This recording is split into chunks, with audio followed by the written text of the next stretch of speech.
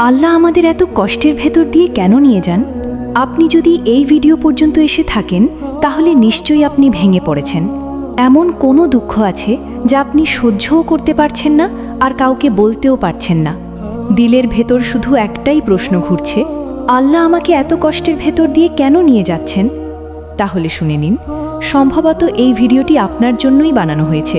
আপনি যদি জানতে চান আল্লাহ আমাদের কেন পরীক্ষা দেন এবং সেই কষ্টগুলোর পেছনে কি কারণ থাকে, তাহলে এই ভিডিওটি পুরো দেখুন। হতে পারে এর ভেতরেই সেই উত্তর আছে যা আপনি মনে মনে শুনতে চান। কখনো কি নিজেকে মানুষের মাঝে হাসতে দেখেছেন, কিন্তু ভেতরে ভেতরে হৃদয়ে ঝড় চলছে? আপনি সবাইকে সান্ত্বনা দিয়েছেন, সবার জন্য শক্ত থেকেছেন, কিন্তু নিজের জন্য না। আপনি নিজেকে এতটাই সামলে রেখেছেন যে কেউ আপনার চোখের লুকানো অশ্রু দেখতে পায়নি, কিন্তু রাত এলে সেই অশ্রুই আপনার ঘুম কেড়ে নিয়েছে। আপনি বারবার পড়েছেন, বারবার উঠেছেন, তারপর একদিন মন ধীরে জিজ্ঞেস করেছে, আর কতদিন? আপনার মনে হয়েছে আর কিছু বাকি নেই, কিন্তু আপনি ভুল করছেন। ওই মুহূর্তটাই মানুষের জন্য নতুন শুরু, এটা শেষ নয়। যখন মানুষের সব শক্তি শেষ হয়ে যায় তখন আল্লাহ তাকে নতুন শক্তি দেন, আর সেই মুহূর্তই তাকে বদলে দেয়। আপনি যে কষ্ট পেয়েছেন সেটা কোনো কাকতালীয় ঘটনা নয়, এটা হয়তো এক বিশেষ পরিকল্পনা যা আমরা তখন বুঝতে পারি নাকি। কিছু পরীক্ষা আল্লাহর নৈকত্যের কারণ হয়ে যায়। কখনো মানুষকে দুনিয়ার কোলাহল থেকে আলাদা হতে হয় যাতে সে মানুষের থেকে সরে গিয়ে নিজের রবের দিকে মনোযোগ দিতে পারে। যখন কেউ বোঝে না তখন হৃদয় শিখে যায় এখন শুধু আল্লাহর সাথেই কথা বলতে হবে। আর যখন কেউ পাশে থাকে না তখন এই অনুভূতিই যথেষ্ট যে আল্লাহই যথেষ্ট। এই পরীক্ষা শাস্তি নয়, এটা হতে পারে নৈকট্যের দাওয়াত।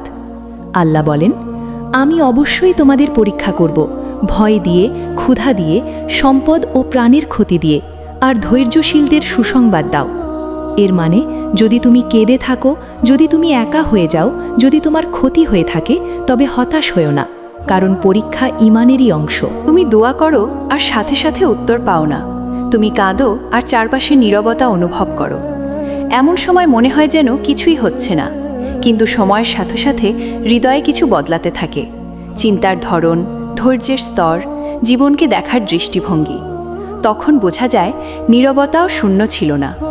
তোমার কোনো অশ্রু বিফলে যায় না। প্রতিটি ধৈর্য, প্রতিটি দোয়া, প্রতিটি রাত যা ঘুম ছাড়া কেটেছে, সবই আল্লাহর জ্ঞানে সংরক্ষিত। একদিন এগুলোই তোমার পুরস্কার হবে। তোমার কষ্ট তোমাকে জান্নাতের কাছাকাছি নিয়ে যাচ্ছে।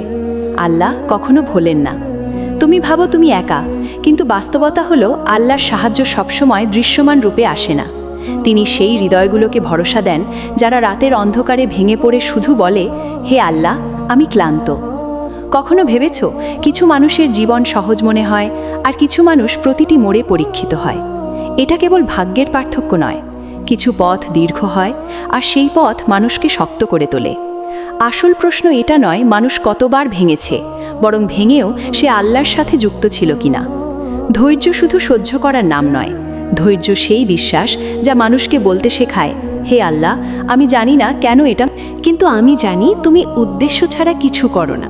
জীবন একসময় বদলে যায়, অন্ধকারের পর আলো আসে, প্রতিটি রাতের পর ভোর আসে।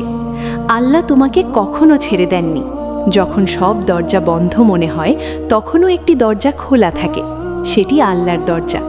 এখন একটু থামো, চোখ বন্ধ করো আর বিশ্বাস করো তুমি কখনো একা নও। আল্লাহ তোমার সাথে আছেন। আর যখন হৃদয় ক্লান্ত হয়ে যায়, শুধু বলো, আমার আল্লাহই আমার জন্য যথেষ্ট। আল্লাহ তোমার হৃদয় নূরে ভরে দিন, তোমার নিয়ত কবুল করুন। আমিন।